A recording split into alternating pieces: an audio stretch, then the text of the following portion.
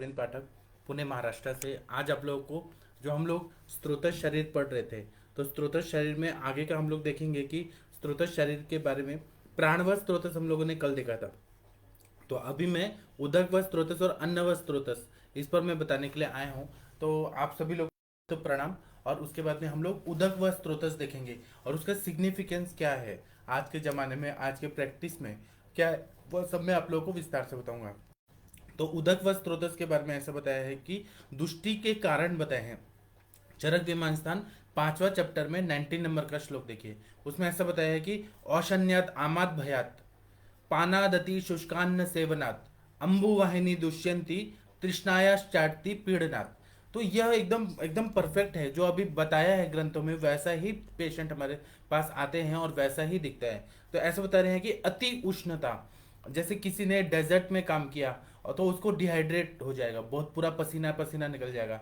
तो जहाँ पर उष्णता रहेगी, या फिर केमिकल फैक्ट्रीज में, या जहाँ फर्नेसेस रहते हैं, हॉट फर्नेसेस, वहां पर जो लोग काम करते हैं तो उनको ना कुछ अंबुवाहिनी स्त्रोतस दुष्टि के सारे लक्षण दिखते हैं। फिर दूसरा बताते हैं आमोत्पत्ति, आम की उत्पत्ति बहुत ज्यादा मात्रा में हो जाना। जब अग्निमंद हो जाता है तो आम इतना ज्यादा संचित हो जाता है और वह क्या करता है कि पानी को ऑब्जर्व करता है, और पेट में जैसे कीचड़ कीचड़ चिकल चिकल हो जाता है, वो पानी को ऑब्जर्व कर लेता है। तो उससे भी अंबुवाहिनी स्त्रोतस है वो दुष्ट हो जाता है, क्योंकि ना शरीर जो है वो क्लेद को ना निकाल नहीं पाता है, जो भी किडनीज फिल्टर नहीं कर पाती है, सार के विभाजन अच्छे से नहीं हो पाता है। तो आमाद अति, यह भी एक हेतु बताया है। तीसरा बता रहे हैं भय उत्पन्न होना। भय बहुत ज्यादा उत्पन्न होता है ना, तो आप लोगों ने देखा होगा बहुत सारे मूवीज में ऐसा दिखाते हैं कि भय उत्पन्न हो जाता है तो बीपी हाई हो जाता है, और कभी कभी लोग जो रहते हैं ना, डर के मारे ना मूत्र विसर्जन कर, यूरिन पास कर देते हैं। जब मैं बीएमएस कर रहा था ना, तो एक ना सर आते थे, सावंतवाड़ी के एक सर आते थे, ओम प्रकाश पांडे सर। वो एचओडी थे सावंतवाड़ी आयुर्वेद कॉलेज, जो कोंकण में है। तो वो जब आते थे ना, तो चरक संहिता का जैसे ही लेक्चर लेते थे, तो बहुत सारे लोगों का ना यूरिन हो जाता था डर के मारे, धक धक धक धक बढ़ जाता था और यूरिन पास होता था। तो यह जो है ना उदक व स्त्रोतस की दृष्टि का कारण है। मैं यहाँ पे मूत्र व स्त्रोतस की दृष्टि नहीं बता रहा हूँ। भय उत्पन्न होने से क्या होता है कि बॉडी में अम्बु व स्त्रोतस की दृष्टि होती है, उसका मैनिफेस्टेशन हो सकता है कि यूरिन पास हो रहा है, वो ठीक है। फिर मद्यपान बहुत ज्यादा करना, अति मात्रा में मद्यपान करेंगे जो, तो उससे जो उदक व स्त्रोतस जो है वह दूषित हो जाता है। उसी तरह से अति शुष्क अन्न का सेवन करना, मतलब खाने में घी का सेवन कम करना। उसके बाद में रुक्ष आहार खाना, स्प्राउटेड चीजें खाना। लोग डाइटिंग करने के लिए क्या नहीं कर लेते हैं, बॉडी बनाने के लिए, मतलब पतले से मोटा बनाने के लिए भी बहुत ज़्यादा हाई प्रोटीन डाइट किया जाता है। और उसी तरह से मोटे से पतला होने के लिए भी डाइटिशियन जो है रहते हैं, वो बहुत सारा ऐसा खाना पीना देते हैं जिसमें रुक्षता बहुत ज़्यादा उत्पन्न होती है। तो यह भी अम्बुवाई स्त्रोतस को दूषित कर देता है। उसी तरह से विदाही अन्न का सेवन बहुत ज़्यादा करना, जैसे तेल मिर्ची मसाला, एक ही तेल में बनाया हुआ पदार्थ, जैसे जला हुआ तेल है उसी में समोसा बनाया जा रहा है, पकोड़े बनाए जा रहे हैं, तो यह भी अम्बुवा स्त्रोतस को दुष्ट करता है। उसी तरह से अन्न पान का अतियोग होना, जैसे कुछ लोग बोलते हैं कि केवल हम सूप और जूस पी के रहेंगे, नारियल पानी पी के रहेंगे, और अति प्रमाण में ले लेते हैं, या फिर कोल्ड ड्रिंक्स का बहुत ज्यादा प्रमाण में सेवन कर लेते हैं, तो वह जितना जरूरत नहीं उसके बाद भी लेते हैं। और एलोपैथी के डॉक्टर्स तो बैठे ही हैं कि उनका साइंस ही ऐसा है कि दिन में 10-12 लीटर तो पानी पीना चाहिए। जरूरत नहीं है, अग्निमंदता है, तब भी ना वो बोलते हैं कि ज्यादा से ज्यादा पानी पियो। और तृष्णा वेग का धारण करना, प्यास लगी है और तब भी ना तृष्णा वेग को धारण किया जा रहा है। और ऐसा बताया जाता है कि क्लोम जो रहते हैं ना, वह इसके उदक व स्त्रोतस के मूल स्थान रहते हैं, तो वह भी सूख जाते हैं पूरी तरह से। तो ये सब मैं फिर से बताता हूँ। औषन्यात आमात भयात, औषन्यात मतलब अति उष्णता, आम उत्पत्ति ज्यादा होना, भय होना बहुत ज्यादा, पानादति शुष्कान्न सेवनात्, पान मतलब मद्यपान ज्यादा करना, फिर अति शुष्क अन्न का सेवन करना, अम्बुवाहिनी दुष्यंती तृष्णा चाति पीड़नात्, तृष्णा वेग का धारण करने से शरीर को पीड़न करना। बहुत मतलब प्यास लगी है लेकिन लोग ना पानी नहीं पी रहे हैं।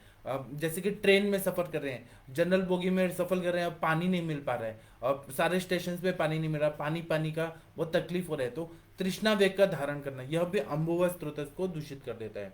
अब इसके वजह से क्या होता है कि अम्बुवा स्त्रोतस दुष्ट हो जाता है, तो क्या क्या बीमारी होती है, तो तृष्णा रोग हो जाता है। पेशेंट को कितना भी पानी पिलाओ लेकिन उसकी तृप्ति नहीं होती है, तो तृष्णा रोग हो जाता है। पूरे शरीर में सूजन आ जाती है, शोथ हो जाता है, इंट्रासेलुलर फ्लूइड और एक्स्ट्रा सेलुलर फ्लूइड जो रहता है वो पूरी तरह से इम्बैलेंस हो जाता है। फिर उदर व्याधि हो जाती है, क्योंकि उदर में ना क्या होता है कि अम्बुवा और अन्न व स्त्रोतस की दृष्टि हो जाती है, आम उत्पत्ति होती है, अग्नि मान्यता होती है, अति मल संचिति होती है। तो पुरुष व स्रोतस, अम्बु व स्रोतस, अन्न व स्रोतस, ये तीन स्रोतस दूषित होते हैं और उदर रोग हो जाते हैं। बाद में कोई भी उदर है वो कन्वर्ट होकर जलोदर में कन्वर्ट हो जाता है। तो यह भी अम्बु व स्रोतस के दुष्टि की वजह से होता है। तो ये सारे मेन मेन व्याधियां हैं। अब दुष्टि के लक्षण बताते हैं। चरक चिकित्सा, चरक विमान स्थान 5वां में 10 नंबर का जो श्लोक है उसमें ऐसा बता रहे हैं कि प्रदुष्टा नाम तो खलवेशम इदम विज्ञानम भवती। अब क्या क्या है ये प्रदुष्ट होने से, अम्बुवा स्रोत दूषित होने की वजह से क्या क्या व्याधियां हो जाती हैं। तो जीवा तालवोष्ट कंठ क्लोम शोषम, मतलब जीवा जो रहती है वो पूरा ड्राई पड़ जाता है, जीवा में बहुत ज्यादा ड्राइनेस आ जाता है। फिर तालु, जो सॉफ्ट पैलेट है और हार्ड पैलेट है वह भी सूख जाता है, मतलब जो अपना जीभ के ऊपर जो का भाग है ना, ऊपर का भाग, वह भी सूखा हो जाता है। क्रैक्स भी पड़ जाते हैं कभी कभी, इतना ज्यादा सूखापन आ जाता है। फिर तालु जो है वो सूख जाता है। फिर ओष्ठ, जो अपने लिप्स है ना वो बहुत ज्यादा ड्राई हो जाते हैं। उसी तरह से कंठ, गला सूख जाता है बहुत ज्यादा, पानी नहीं पियेंगे तो आप लोगों को क्या फील होता है, वैसे ही ये सारी चीज वही दिख रहा है। फिर क्लोम शोषम, पूरा शरीर में सुखावट आती है क्योंकि रस धातु का प्रेरणन कार्य नहीं हो रहा है, रक्त धातु का जीवन कार्य नहीं हो रहा है। और ये जलीय धातु हैं रस और रक्त, तो इनका कार्य नहीं होगा तो बहुत ज्यादा प्यास लगने लगती है। उसके बाद में अति प्रविदम दृष्टवाम, मतलब ये अति प्रमाण में तृष्णा लगना, बहुत ज्यादा पानी पीने का मन करता है, कितना भी पानी पिए लेकिन तृप्ति नहीं मिलती बहुत ज्यादा। आप लोगों ने देखा होगा कि जब ये रोजा रखा जाता है रमजान के महीने में, तो सुबह से शाम तक मुस्लिम लोग इतना अल्लाह में डिवोटेड रहते हैं कि वो लोग पानी नहीं पीते हैं। मतलब सूर्योदय हो गया और जब नमाज पढ़ लिया सुबह का, तो उसके बाद में शाम तक जो शाम की नमाज होती है, उसका नाम सहरी की नमाज या ऐसे कुछ कुछ बोलते हैं, मुझे उसका नाम नहीं याद है, उसके लिए मुझे क्षमा करिए। तो वह जब तक नमाज शाम की नमाज नहीं हो पाती है तब तक सदफ की नमाज और सहरी की नमाज, ऐसे कुछ तो शब्द बोलते हैं, मुझे उतना उर्दू नहीं आता है, सुना हुआ है लेकिन याद नहीं आ रहा है। तो जब तक शाम की नमाज नहीं होती है ना कुछ नहीं खाते हैं, और जैसे ही वो खाना शुरू करते हैं इतना प्यास लगा रहता है, तो जो ये तरबूज खरबूज जो पानी वाले पदार्थ होते हैं वह बहुत पीने का मन करता है, और इतना प्यास लगी रहती है तो वो लोग खाना खाते लेकिन खाना भी नहीं खाया जाता है। तो यह तृष्णा रोग का जो सिम्टम है, अति प्रमाण में तृष्णा, यह होता है। इसी तरह से आयुर्वेद, हमारे हिंदू धर्म में भी ऐसा बताया कि निर्जला एकादशी का व्रत करना, मतलब पहले की स्त्रियां ऐसे करती थी कि निर्जला एकादशी, सुबह से शाम तक पानी नहीं पीना, एक ड्रॉप भी पानी नहीं पीना। तो उसकी वजह से क्या होता जाता था कि अति तृष्णा ये बढ़ जाता था और ये रोग उत्पन्न करता है। इतना भी अपने शरीर को नहीं तकलीफ देना चाहिए कि बहुत ज्यादा ये हो जाए। पहले के जमाने में क्या था कि तपस्या के बल पर सब कुछ प्राप्त किया जाता था। ऐसा बोला जाता है कि सती माता जो थी, पार्वती माता जो थी, वो शिव जी को प्राप्त करने के लिए बहुत ज्यादा कड़क तपस्या कर रही थी कि मुझे शिव जी ही पति के रूप में मिले। तो उन्होंने क्या किया कि पूरे आग जला दिया, पूरे सब जगह जला दिया और बीच में बैठ के तपस्या करती थी, कितने कितने दिन तक पानी नहीं पीती थी। तो वह हठ योग था उनका। ऐसा आज के और वो देवी माता थी। आज के युग में अगर कोई ऐसा करेगा तो वो तो मर जाएगा, तुरंत डिहाइड्रेट हो जाएगा, सलाइन लगाना पड़ेगा, और सलाइन लगाने के बाद भी वो नहीं बचा जा सकता और मृत्यु हो सकती है। इसलिए ये जो उदक व स्त्रोतस की दुष्टि का कारण और लक्षण बताइए, ये एकदम परफेक्ट होता है। उदक व स्त्रोतस दुष्टि हो जाती है तो तृष्णा रोग की जो चिकित्सा बताई है चरक चिकित्सा स्थान में, वह करना चाहिए। उसी तरह से उदक का क्षय हो गया तो रस और रक्त आदि जो धातु हैं, द्रव धातु हैं, वह भी बहुत ज्यादा दूषित हो जाते हैं। और जो ये रहता है रस का प्रीणन कार्य, प्रीणन मतलब नरिशमेंट का कार्य होता है, वह नहीं हो पाता है। और रक्त का जीवन कार्य जो होता है, क्योंकि ब्लड है तो हार्ट को पंपिंग हो रहा है, ब्लड है तो अपने किडनीज का फंक्शन हो रहा है, ब्लड है तो लीवर का फंक्शन हो रहा है, ब्रेन का काम हो रहा है। ये तो जीवन देने का कार्य जो होता है वह सब न विकृत हो जाता है जब रस क्षय बहुत ज्यादा हो जाता है। और ये भी उदक व स्त्रोतस की दुष्टि की वजह से ये सारा चीज हो जाता है। तो इसमें चिकित्सा में आयुर्वेद के चिकित्सक ऐसा बताते हैं कि मंड पेया विलेपी और लिक्विड युष की कल्पना, फ्रूट जूस, इन सब से तर्पण करना चाहिए, मंड पेया विलेपी देना चाहिए, तो पेशेंट को हम रिकवरी कर सकते हैं। और तृष्णा रोग की जो चिकित्सा है, तृष्णा प्रशमन गण बताया है चरक सूत्र स्थान में, वह देने से बहुत अच्छा फायदा होगा। अभी हम काय चिकित्सा में अलग अलग व्याधि देखेंगे, व्याधि संकर देखेंगे, संप्राप्तियां देखेंगे। तो ये सारे स्त्रोतस आने वाले हैं जो हम लोग डिस्कस करने वाले हैं आगे के जो आगे के लेक्चर्स होंगे। तो तीसरा है अन्न व स्त्रोतस, प्राण उदक अन्न, ये चरक संहिता का स्पेशलिटी है कि पहले प्राण व स्त्रोतस बताते हैं क्योंकि प्राण है तो जीवन है।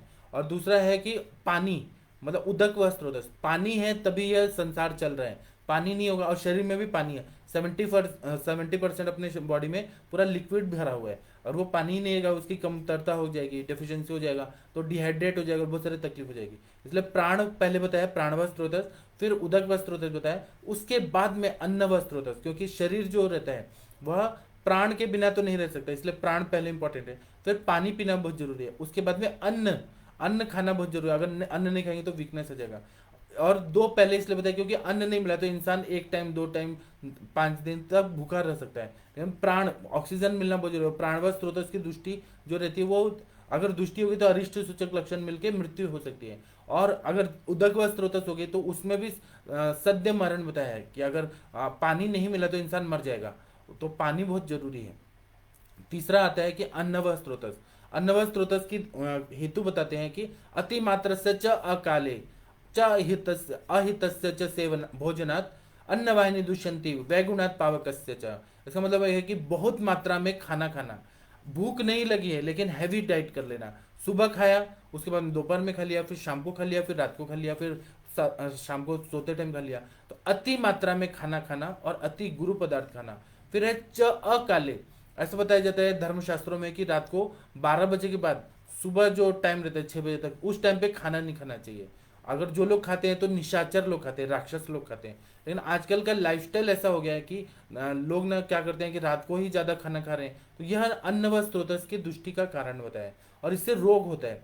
फिर बोल रहे हैं च हितस्य च भोजनात्, बाहर का जंक फूड खाना, बाहर का पानी पूरी लेना, बाहर का जो अनहाइजीनिक चीजें हैं, जो अच्छे से हाथ धो के नहीं बनाया जाता। मैंने एक बार मैं पनवेल से यहाँ जा रहा था, कन्याकुमारी जा रहा था, कुछ काम से जा रहा था, जयंती जनता एक्सप्रेस से जा रहा था, तो मुंबई में जो पनवेल का है स्टॉप, नवी मुंबई के पास, वहाँ के स्टॉप में मैंने देखा कि स्टेशन पे ना वड़ा पाव बनाने वाले जो वेंडर्स होते हैं, तो एक वेंडर ने क्या किया कि आलू उबाले पूरा, और आलू सड़े गले आलू जो फेंकने लायक आलू थे वो उबाले, और उसके बाद में वो पैर से उसको पीस रहा था, और पैर से पीसने के बाद उसने वो सारा फिर फ्राई किया और उसमें मसाले डाले, और फिर ट्रेन आने वाली थी तो उसने पूरा ये किया, वड़ा पाव बनाया और वो सबको बेचा और लोगों ने खाया। अब इतना गंदा अनहाइजीनिक, और वो जो पानी ले रहा था वो भी जो वॉशरूम के पास का जो नल था वहां से ले रहा था। अब इतना गंदा गंदा चीज अगर खिलाएगा, अहितस्य च भोजनात्, अनहाइजीनिक चीज खिलाएंगे तो अन्न व स्रोतस तो दुष्ट होगा ही, फूड पॉइजनिंग होने के चांसेस बढ़ जाते हैं।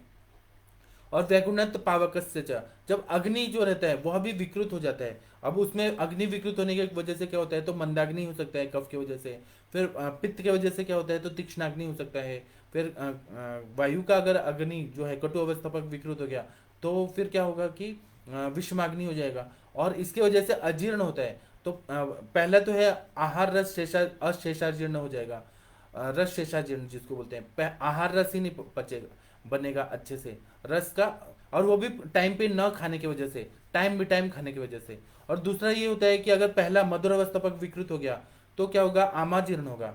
अगर अम्ल अवस्था पक जो है द्वितीय अवस्था पक वो विकृत हो गया तो क्या होगा, तो विदग्धा जीर्ण होगा, और तीसरा अवस्था पक विकृत हो गया तो विष्टब्धा जीर्ण होगा। ये सारे सिम्टम हैं, एक दूसरे से कनेक्टेड हैं, जो हम लोगों ने ग्रहणी चिकित्सा में पढ़ा है। इसको बार बार पढ़ के और बार बार हमें ये एनालिसिस करना चाहिए, डिस्कशन करना चाहिए, और फिर पेशेंट में भी वही सारे सिम्टम दिखते हैं।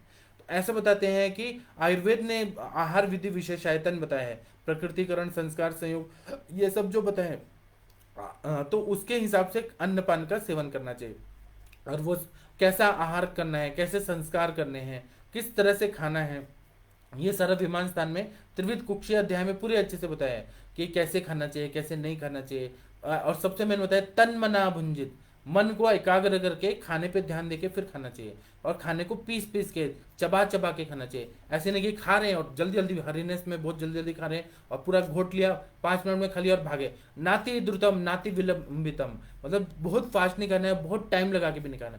जो लोग बहुत जल्दी जल्दी खाते हैं उनको भी अन्न वस्त्र होते दुष्ट हो जाते हैं, और जब तक यंग रहते हैं अग्नि अच्छा है तब तक ठीक है, लेकिन बाद में उनको बहुत ज्यादा तकलीफ होती है। और अति विलंबितम, टीवी चल रहा है, एक मूवी चल रही है तो 3 घंटा से खा ही रहे हैं, देख रहे हैं, खा रहे हैं, उससे अग्नि विषम हो जाती है और यकृत दृष्टि हो जाती है, ग्रहणी की दृष्टि हो जाती है। इसी तरह से स्निग्धम अश्नियात, मतलब खाने में घी का प्रमाण होना चाहिए, फिर नाति उष्णम नाति शीतम, बहुत ज़्यादा गर्म नहीं होना चाहिए, बहुत ज़्यादा ठंडा नहीं होना चाहिए। तो फ्रिज का पदार्थ का सेवन कर रहे हैं, बासी सड़ा गला खा रहे हैं, उसको गर्म भी नहीं कर रहे हैं। और ऐसा बताया जाता है कि माइक्रोवेव में डबल अगर गर्म कर लिया तो विकृत विपाक बन जाएगा। तो ये जो है ना अन्न व स्रोतस की दुष्टि का कारण होता है। इस पर कितना भी हम लोग एनालिसिस करें, और कितना भी पेशेंट को समझाएं, पेशेंट तो मिथ्या आहार विहार करेगा ही, प्रज्ञा प्राप्त करेगा ही, और उसको व्याधि होगा ही। इसलिए तो आयुर्वेद चल रहा है कि लोग ना प्रज्ञा प्राप्त करते हैं, और आयुर्वेद चल रहा है, और डॉक्टर लोग का भी बिजनेस चल रहा है। अगर सब लोग 100% अच्छे हो जाएं, दिनचर्या का पालन करें, आहार निद्रा ब्रह्मचर्य का पालन करें, तो कोई बीमारी नहीं पड़ेगा, डॉक्टर की जरूरत नहीं पड़ रही है। लेकिन आप लोग देखिए कि इतने बड़े बड़े हॉस्पिटल्स खुल गए हैं आज, टेक्नोलॉजी जबकि इतनी आगे बढ़ गई है, तो भी डॉक्टर्स के दवाखाना है, वहां से पेशेंट मरीज को नहीं कम हो रहे हैं। क्यों नहीं कम हो रहे हैं? इसका कारण यह है कि खाना पीना अच्छा नहीं है। और ये एलोपैथी साइंस नहीं बताता है, आयुर्वेद बताता है। जो लोग खाना पीना ध्यान से रखते हैं, निद्रा अच्छे से लेते हैं, सुबह जल्दी उठते हैं, उनको कोई व्याधि नहीं होती है, उन लोगों को डॉक्टर के पास जाने की जरूरत ही नहीं पड़ती। और ऐसा बोला जाता है कि 3 लोगों के पास नहीं जाना चाहिए। मैं डॉक्टर का प्रोफेशन में हूँ, लेकिन मैं सभी को यही सलाह देता हूँ कि 3 लोगों के पास अगर जाएंगे तो केवल पैसे का नुकसान ही होता है। एक तो होता है डॉक्टर, डॉक्टर पास तो बिल्कुल भी नहीं जाना चाहिए, खुद खाना पीना खाने पे संयम रखे और हिसाब से खाएं। डॉक्टर पास जाएंगे तो पैसा ही लॉस होता है। दूसरा, वकील के पास कभी नहीं जाना चाहिए, कोई भी ऐसे काम नहीं करना चाहिए कि हमें अदालत और वकील के पास जाना पड़े। वकील भी लूटता है या वहां पैसे खर्च होते हैं। वो अब तो अपना काम करता है, लेकिन पैसे खर्च होते हैं, वेस्ट होते हैं, जितना भी अर्निंग है वो सब चला जाता है। तो डॉक्टर के पास भी पूरा अर्निंग चला जाता है, उसके बाद में वकील के पास भी चला जाता है, और पुलिस के पास भी चला जाता है। पुलिस के पास भी, पुलिस से दूर ही रहना चाहिए हमें। ये 3 लोग जो है ना, ये 3 प्रोफेशन में उनके पास आप बस जुड़ गए तो आपका लॉस ही लॉस है। और पुलिस जो रहते हैं ना, वो ना किसी के दोस्त होते हैं, ना किसी के दुश्मन होते हैं। ना उनसे ज्यादा दोस्ती रखना चाहिए, ना दुश्मनी रखना चाहिए। उनसे मतलब संबंध अच्छा रखिए, लेकिन ज्यादा क्लोज मत जाइए। पुलिस भी किसी के नहीं होते हैं, उनको अपने काम से मतलब रहता है, और अगर उनको 2 पैसा मिल जाए तो वो वैसा काम। अभी आजकल का भ्रष्टाचार है, सब पुलिस के बारे में नहीं बोल रहा हूँ, जो ऐसा चल रहा है उसके बारे में मैं बता रहा हूँ। वकील भी ऐसे ही है कि केस लंबा चलते रहे, वो सॉल्व ही नहीं करना चाहिए, क्योंकि उनका प्रोफेशन है। अगर वो ऐसा नहीं करेंगे तो खाएंगे क्या? वो मजबूरी भी रहती है। और दूसरा, डॉक्टर के पास, डॉक्टर को अपना घर परिवार सब संभालना होता है, तो वह भी नहीं चाहता है कि सामने वाला पेशेंट ठीक हो जाए। तो इसीलिए खाना पीना, और इसी को ध्यान में रखते हुए अपने आचार्यों ने आचार रसायन बताया कि किस तरह से रहना चाहिए, किस तरह से व्यवहार करना चाहिए, सभी से मीठा बोलना चाहिए, किसी को दुख नहीं देना चाहिए। यह आचार रसायन का पालन जो लोग करते हैं, वो लोग 3 लोगों से दूर रहते हैं, एक डॉक्टर, वकील और पुलिस, इनसे दूर रहते हैं। तो आप लोग आगे से सभी लोग को ये सोचिए कि, और मेरे पेरेंट्स ने तो मुझे ये सिखाया है कि तुम ऐसा इलाज करो कि लोग बीमार ही ना पड़े और तुम्हारे पास ना आए। ऐसा नहीं है कि मेरा धंधा अच्छा चले, मेरे पास बहुत ज्यादा पैसा है इसलिए लोग बीमार पड़े, ऐसा नहीं सोचना चाहिए। ऐसा सोचना चाहिए कि लोग बीमार ही नहीं पड़े, बीमार हैं तो जल्दी ठीक होके स्वस्थ हो जाए, सुखी रहें, निरोगी रहें।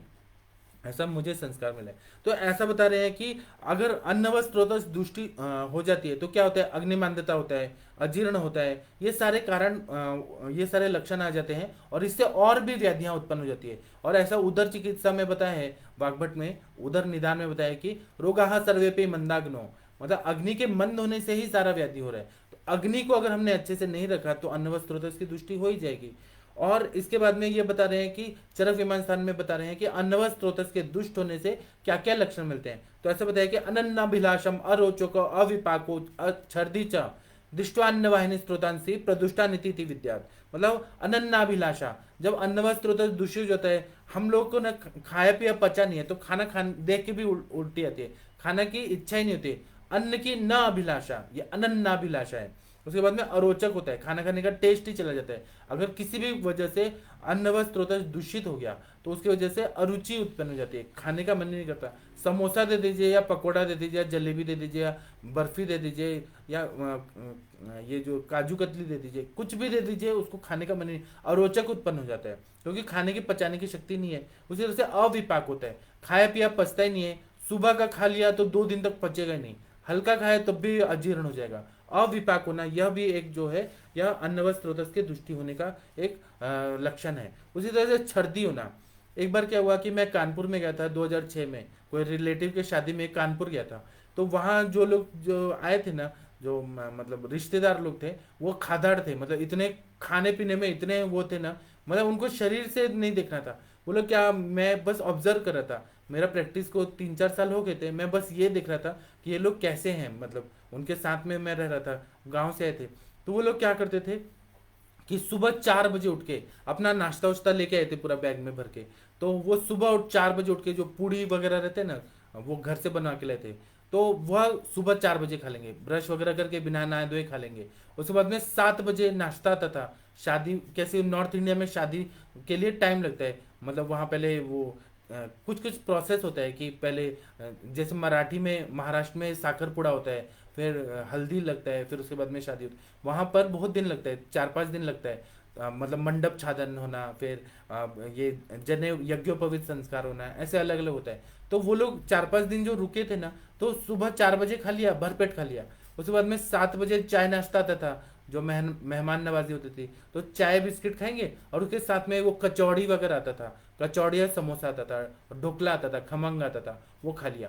उसके बाद में 9 बजे फिर खा लिया, और नहीं खाना मिला तो चिल्लाने लगते थे, खाना चाहिए खाना चाहिए। उसके बाद में भरपेट खा लिया। उसके बाद में फिर 11 बजे फिर अपने घर का जो लेके आए थे चूड़ा पोहा, वो खा लिया। उसके बाद में फिर 12-1 बजे फिर लंच मिलता था, वो खा लिया। ऐसे दिन भर खाते रहते थे। तो एक जो थे ना, वो बहुत ज्यादा लालची थे खाने में। उन्होंने क्या किया, बस मैं ऑब्जर्व कर रहा था कि इन लोगों का खान पान कैसा है, और उनके पेट भी इतने बड़े बड़े और इतने मोटे मोटे थे वो लोग। तो फिर एक को क्या हुआ कि खाने का मन नहीं था, तो उन्होंने उल्टी कर दिया। हम लोग बस से गए जहाँ शादी होना था, और जो तिलक का जो रहता है ना प्रोग्राम, वहाँ बस में पूरा उल्टी हो गया, खाए पिया सब उल्टी हो गया। तो फिर वो, और मैं डॉक्टर था, मैंने झंडू पंचरिश लाया और लवण भास्कर चुन दिया कि आप ये खाइए। उनको वहां शादी में खाना चाहिए क्या, अगर उल्टी हो गई है, अजीर्ण हो गया है, तो खाना चाहिए। उन्होंने फिर से खाया वहां पे शादी में, वो भी भर पेट खाया। इतना लालची थे खाने के लिए, और भरपेट खाए, और फिर घर जाके जहाँ पे हम लोग रुके थे, वो होटल में जाके फिर वॉमिटिंग किया।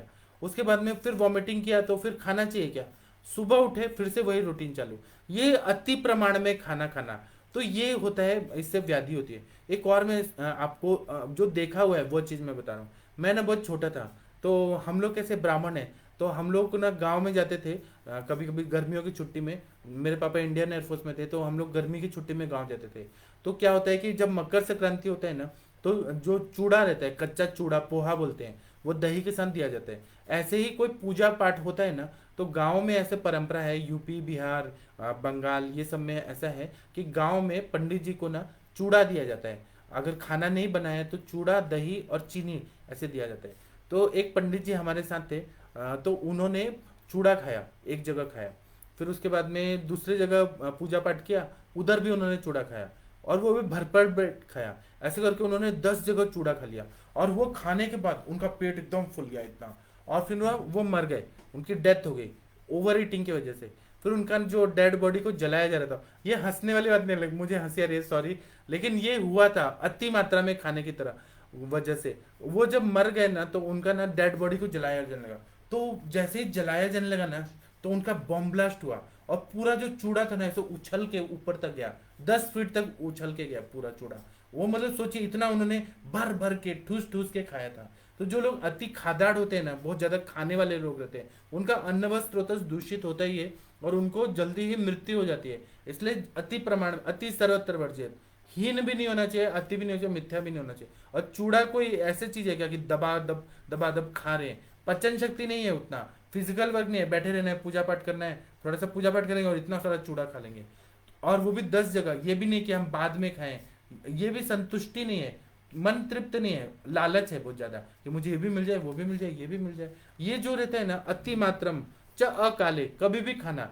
अब उन्होंने भी अकाल में खाया, भूख नहीं लगी है तब भी जबरदस्ती खा रहे हैं। अहितस्य च भोजनात्, अब चूड़ा भी अहित होता है। ये मैं एक एग्जांपल बताता हूँ। ऐसे तो अहितकर आहार विहार आप लोग को मालूम ही है, बाहर का पिज्जा बर्गर, ये जो अहितकर कभी खाया तो ठीक है, जंक फूड कभी खाया तो ठीक है, लेकिन सबसे अच्छा श्रेष्ठ खाना कौन सा होता है, जो घर में खाना बनता है, वह सर्वश्रेष्ठ खाना होता है, और उसको रोज खाना चाहिए।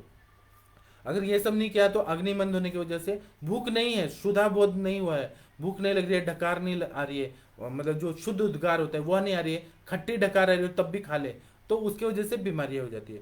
तो इसीलिए सर्दी होता है, और ये सारे प्रदुष्टानीति च विद्यार्थी, ये प्रदूषण होने के लक्षण आ जाते हैं। उसके बाद में और क्या होती है, तो अतिसार होता है, द्रवमल प्रवृत्ति होती है, छर्दी होता है, आधमान होता है, पेट फूल जाता है, आटो मतलब पेट में गुड़ गुड़ गुड़ होने लगता है, इंटेस्टिनल वॉल में कच्चा मल ना चिपका रहता है और वायु बहुत ज़्यादा बनता है, इसलिए पेट में गुड़ गुड़ गुड़ बहुत होने लगता है, और जीवा जो रहती है वो शाम हो जाती है और लिप्त रहती है, व्हाइट कोटिंग से सिम्टम आने लगते हैं। तो यह अन्न व स्रोतस की दृष्टि की वजह से होता है। अब चिकित्सा में क्या करना है, तो सबसे पहले लंघन लंघन कराना बहुत जरूरी है। तो इसमें योग रत्नाकर जो हैं उन्होंने बहुत अच्छा एनालिसिस करके एक श्लोक लिखा है अन्न व स्रोतस की दृष्टि में। ऐसा बता रहे हैं कि आमम जयत लंघनम, मतलब आम को अगर जीतना है तो लंघन कराना है, कुछ खाने को मत दीजिए, जब तक भूख नहीं लग रही है बिल्कुल खाने को नहीं देना है, जब भूख लगे तभी खाना है। फिर कोष्ण पेया, थोड़ा लुकवाम पेया पीने के लिए देना है। उसके बाद में लघुअन्न लघु अन्न देना है, रुक्ष औदन रुक्ष पदार्थ थोड़ा देना है, अगर बहुत ज्यादा आम है तो रुक्ष चीज देना है, थोड़ा सा देना है। औदन मतलब थोड़ा सा चावल देना है। तिक्त युषही, तिक्त रसात्मक युष देना है, जो आम का पचन करे। दाल का पानी में जैसे परवल डाल दिया, करेले का थोड़ा डाल दिया, वो तिक्त रसात्मक जो रहेगा वह युष जो रहेगा दाल का पानी, वह बहुत अच्छा फायदा करता है। निरूहण, निरूह बस्ती दे दीजिए, काढ़े का अगर बस्ती दिया तो कम से कम लार्ज इंटेस्टाइन से वो मल निकल जाएगा, वायु निकल जाएगा, तो पेशेंट को थोड़ा रिलीफ मिल जाएगा।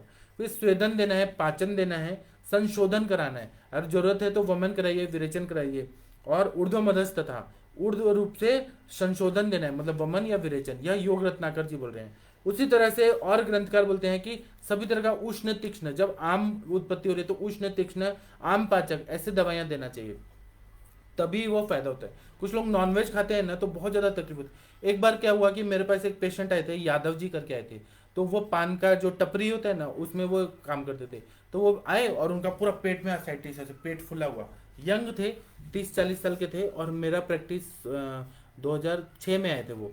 मेरा मैं 26 साल का था, वो 30-32 साल के थे, मेरे से थोड़ा बड़े थे। तो लेकिन वो पूरा शरीर सूख गया और जलोदर हो गया था। तो मैंने उनको ऐसे ही पूछा कि आपको क्यों हो गया, ये क्या बीमारी है? बोले डॉक्टर साहब मेरे भाई की भी डेथ हो गई इसकी वजह से, और पिताजी को भी डेथ हो गई, सेम बीमारी हो गया, इसका इलाज ही नहीं है, मैंने लखनऊ में इतने बड़े बड़े हॉस्पिटल में इलाज कराया। मैंने कहा ठीक है। वो बोले हेरिडेटरी है क्या? मैंने कहा ठीक है, वो हम बाद में देखेंगे, आपको ये हुआ कैसे? तो उन्होंने बोला कि एक बार शर्त लगी थी दोस्तों में कि 1 किलो कच्चा मांस और 1 किलो कच्चा चावल खा लेना है।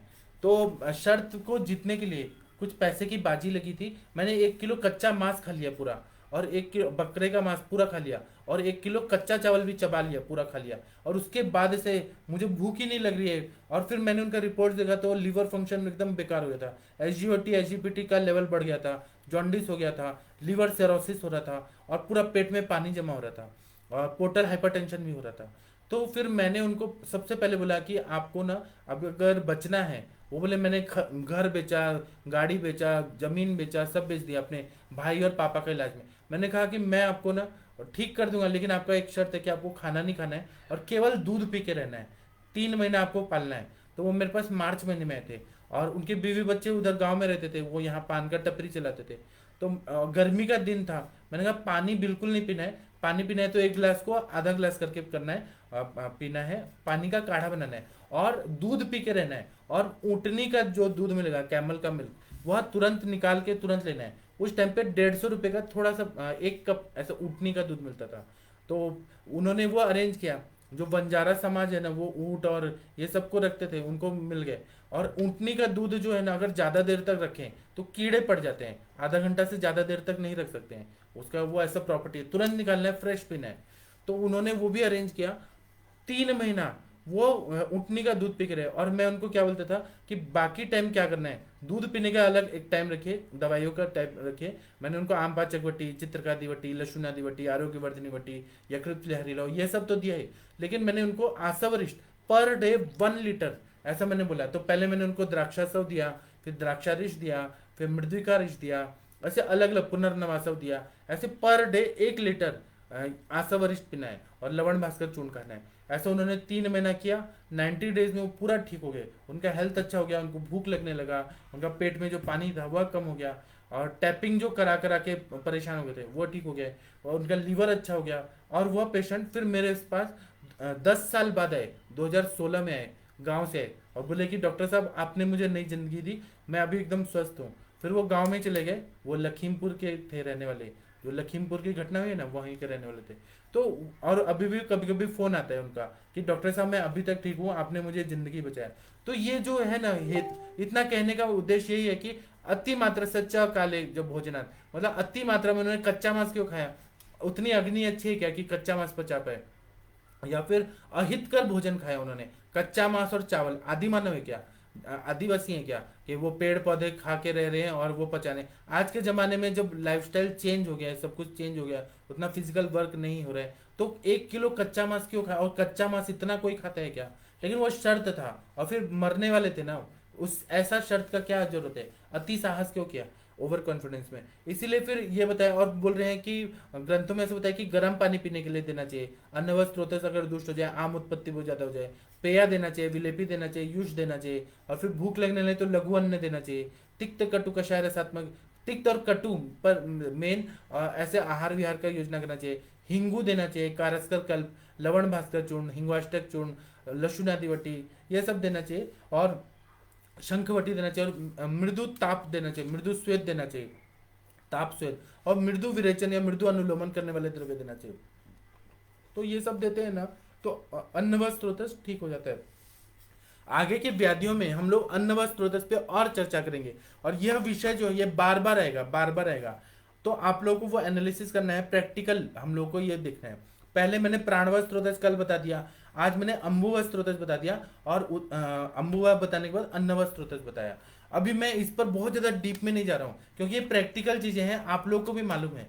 हम बहुत ज्यादा डीप नहीं जाएंगे, हमें जो जो अप्लाइड देखना है उस पर हम लोग करके हम लोग आगे बढ़ेंगे, क्योंकि हमें काय चिकित्सा पूरा कंप्लीट करना है और एनालिसिस करना है, हर व्याधि को अंशांश कल्पना से समझ के फिर लाइन ऑफ ट्रीटमेंट क्या होना चाहिए वह देखना है। तो इसीलिए ना हम लोग जो जो अप्लाइड है वह हम लोग देख रहे हैं। अब मैं लेक्चर समाप्त करता हूँ, और आप लोगों का जो प्रश्न है कमेंट बॉक्स में लिखिए, मैं उसका उत्तर देने का प्रयास करता हूँ। आप लोग सर्वश्रेष्ठ चिकित्सक हैं, मुझे ना आप लोग बहुत अच्छे लगते हैं।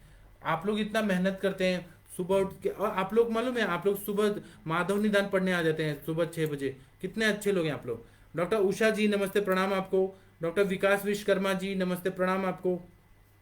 डॉक्टर विकास विश्वकर्मा जी देखिए, इन्होंने बृहद भास्कर कषाय पिया, इनका चश्मा उतर गया, और इतने हैंडसम डॉक्टर है ना कि क्या बताएं। डॉक्टर राजधवन जी नमस्ते प्रणाम आपको। डॉक्टर प्रियंका जी कैसी हैं आप? तो ऑस्ट्रिया से हमें भूल ही गई प्रियंका जी, आपकी बहुत याद आ रही थी। आपका प्रैक्टिस कैसा चल रहा है, आप अपने बारे में कृपया बताइएगा। डॉक्टर रवि कुमार जी नमस्ते प्रणाम सर आपको। डॉक्टर विनय मित्तल जी नमस्ते प्रणाम आपको। डॉक्टर प्रमोद जी नमस्ते प्रणाम आपको। डॉक्टर सोनम जी नमस्ते प्रणाम आपको। डॉक्टर मनोज कुमार जी नमस्ते प्रणाम आपको। डॉक्टर बलविंदर सिंह जी नमस्ते प्रणाम आपको। आप लोग प्रश्न पूछिए, मैं इंटरेक्टिव सेशन का आप लोग को आईडी पासवर्ड देता हूँ, उधर आइए, आप लोग को सबको चांस मिलेगा। आप लोग प्रश्न पूछिए, अपने व्यू रखिए, अपने डाउट पूछिए, आप लोग के लिए वो चर्चा सत्र है। डॉक्टर रविशंकर जी नमस्ते प्रणाम आपको। डॉक्टर शंकर प्रसाद जी नमस्ते प्रणाम आपको। डॉक्टर सुवर्णा जी नमस्ते प्रणाम आपको। डॉक्टर लीलाधर साहू जी नमस्ते प्रणाम आपको। डॉक्टर कुसुम पांडे मैडम जी नमस्ते प्रणाम आपको। डॉक्टर गगन अग्रवाल जी नमस्ते प्रणाम आपको। डॉक्टर पांडे जी नमस्ते प्रणाम आपको। डॉक्टर टीना मैम नमस्ते प्रणाम आपको। डॉक्टर कंचन जी नमस्ते प्रणाम आपको। सुबह का सेशन में बहुत डिस्टरबेंस था सर, अभी आजकल पता नहीं क्या हो रहा है कि फेसबुक लाइव करते हैं ना तो ये सेशन लाइव ही नहीं हो पा रहा है, लिंक ही नहीं जा रहा पा रहा है, पता नहीं क्या हो रहा है। और जूम पे करते हैं तो बहुत अच्छा हो जाता है, पता नहीं फेसबुक लाइव का कुछ तो प्रॉब्लम है कि डिस्टरबेंसेस बहुत आ रहे हैं, बहुत ज्यादा। मुझे भी यहाँ आ रहा है, मैं करना चाहता हूँ लेकिन मैं कर रहा हूँ, लेकिन मेरी आवाज मुझे खुद ही नहीं सुनाई देती है। डॉक्टर सत्य प्रकाश जी नमस्ते प्रणाम आपको। डॉक्टर अरुण यादव जी नमस्ते प्रणाम आपको। डॉक्टर अरविंद जी बोल रहे हैं कि गुड इवनिंग सर, आपने एलोपेशिया का ट्रीटमेंट बताया था, कासिस भस्म की डोज क्या होगा? कासिस भस्म जो रहता है 1 चुटकी के मात्रा में देते हैं सर, बहुत अच्छा रिजल्ट आता है। आगे मैं आप इंटरेक्टिव सेशन में है तो मैं और आपको बताता हूँ। डॉक्टर देवांशी जी बोल रहे हैं कि कासिस बस खाने से दांत काला हो जाता है, उसके लिए क्या करना है? आप कासिस बस डायरेक्ट मत दीजिए सर, उसको त्रिफला चूर्ण के साथ दे दीजिए, आंवला के चूर्ण के साथ दीजिए, और उसको दांत में नहीं लगने देना है, डायरेक्ट उसको स्वॉलो करना है। डॉक्टर विनय अग्रवाल जी नमस्ते प्रणाम आपको। डॉक्टर नवजोत जी नमस्ते प्रणाम आपको। डॉक्टर आफ्ताब जी नमस्ते प्रणाम आपको। डॉक्टर मनीषा जी बोल रही हैं कि प्रणाम सर, सारिवर अनंता का एक ही, सारिवर और अनंता एक ही द्रव्य है। सारिवर अनंता एक ही द्रव्य है, सारिवर अनंत मूल ऐसे बोला जाता है, एक ही द्रव्य है। उसको गोपी चंदन भी बोलते हैं, सारिवा भी बोलते हैं, एक ही चीज है। डॉक्टर रमेश जी नमस्ते प्रणाम आपको। डॉक्टर रूपाली जी नमस्ते प्रणाम आपको। डॉक्टर गोविंद जी नमस्ते प्रणाम आपको। डॉक्टर रूपाली जी बोले असाइटिस में डेली विरेचन देना है जी। नित्य विरेचन बोला है ना, उधर तो विरेचन नहीं, लेकिन अवस्था देख के आप ऐसा भी विरेचन मत दीजिए कि पेशेंट को वीकनेस है, थकावट आ जाए। एक वैद्य ने क्या किया कि इच्छा विधि डेली दिया असाइटिस के पेशेंट को, और वो पेशेंट ना 5 दिन के बाद इतना थक गया, कमजोर हो गया, आईसीयू में एडमिट करना पड़ा। ऐसा चीज नहीं देना है, हमें विरेचन युक्ति पूर्वक देना है। और नित्य विरेचन तो है, त्रिवितलेयम से दे सकते हैं, एरंड तेल से दे सकते हैं, गंधर्व से दे सकते हैं। अगर स्ट्रांग देना है तो हमें उनकी बल देखना है, दोष्यम दूषम बलम प्रकृति अनलम, यह सब देख के फिर चिकित्सा करना है। डॉक्टर रविशंकर जी नमस्ते प्रणाम आपको। डॉक्टर योगेश्वर जी नमस्ते प्रणाम आपको। आप लोग का और भी प्रश्न है तो आप पूछिए। आप लोग अगर पूछ नहीं पा रहे हैं तो इंटरेक्टिव सेशन अभी होगा 10 मिनट बाद, तो मैं उसका आप लोग को पासवर्ड आईडी दे देता हूँ। सभी लोग का उसमें स्वागत है, सब लोग आइए और हम लोग ना चर्चा करेंगे। आज सभी लोगों को चांस मिलेगा। जो पुराने लोग हैं जो बहुत ज़्यादा डिस्टर्ब करते हैं, केवल खुद बोलते हैं, उनको हम थोड़ा साइड में रखेंगे। आज नए नए लोगों को बोलने का चांस मिलेगा। मैं अपना नंबर और ये दे देता हूँ, व्हाट्सअप नंबर। आप लोग को कोई भी प्रश्न पूछना है तो आप लोग मुझसे पूछ सकते हैं, और नहीं तो आप लोग इंटरेक्टिव सेशन फ्री है। देखिए मैं यहाँ लिख देता हूँ, इंटरेक्टिव सेशन का जूम का पासवर्ड है, वर्ड फ्री है, ये फ्री इंटरेक्टिव सेशन में सभी के लिए स्वागत है, फ्री है। जो हम लोग वैद्य लोगों के लिए स्पेशल रखे हैं उसमें कोई भी आ सकता है, और उसका पासवर्ड आईडी दे रहा हूं मैं। ये आयुष दर्पण का है, सभी लोगों के लिए है। सभी लोग वहां आइए, अपना अपना मत बताइए, अपना इंट्रोडक्शन दीजिए। पूरा भारत आप लोग को देखेगा, आप वहाँ फेमस भी हो सकते हैं। आप लोग को बारे में सब लोग जानेंगे कि ये वैद्य यहाँ पर ये सिटी में प्रैक्टिस करते हैं, और आप अपने सक्सेस स्टोरीज भी प्रेजेंट कर सकते हैं। अगर नहीं आ रहा है कुछ तो वो पूछ सकते हैं। फ्री इंटरेक्टिव सेशन का आईडी और पासवर्ड मैंने दे दिया है। डॉक्टर प्राजक्ता पाटिल जी नमस्ते प्रणाम आपको। डॉक्टर दीपेश जी नमस्ते प्रणाम आपको। तो मुझे अभी इजाजत दीजिए, मैं अपना लेक्चर समाप्त करता हूँ। हम लोग अब 8 बजे मिलते हैं। इंटरेक्टिव सेशन का पासवर्ड आईडी देख लीजिए और उससे आप जूम पे आ जाइए। सभी लोगों का स्वागत है। तो प्रणाम सभी को, नमस्ते प्रणाम।